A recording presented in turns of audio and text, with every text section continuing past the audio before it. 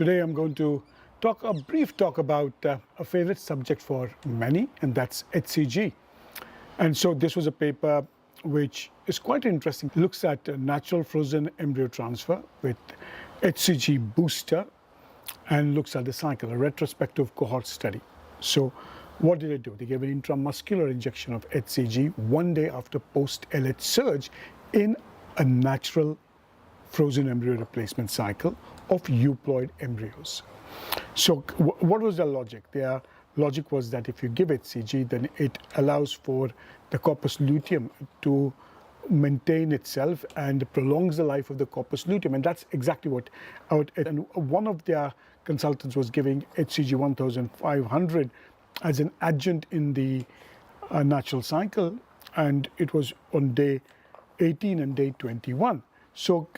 And they had seen that this improved the luteal phase. They said, well, why don't we look at this as a retrospective study? So what is the level of LH they look at? They look at the LH of about 17, and that is considered to be a positive LH. So group A received a dose of 3,300 HCG a day after LH surge. Both groups were given vaginal progesterone. So when you looked at the success rates of this treatment, the ongoing pregnancy rates in the HCG group was 69.9%, and in the non-HCG group was 57.4%. The ongoing pregnancy, irrespective of HCG, so they looked at the other three groups retrospectively, and they saw that if you gave 2,500 HCG, the ongoing pregnancy rate was 87.5%, 3,300, 66.7%, and 5,000 and 10,000 was 76 and 7% and 71.4%. So very much similar. The first trimester loss was very much the same.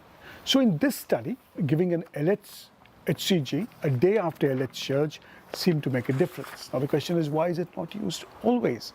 That's because there have been other studies, including 2 randomized controlled trials, which have not found a statistically difference in ongoing pregnancy when you use HCG. Now, there have been people who have also looked at giving 1,500 HCG 6 days after embryo transfer, and again showed a change in live birth rates, but progesterone levels were not given. Now, what is HCG and how does it act?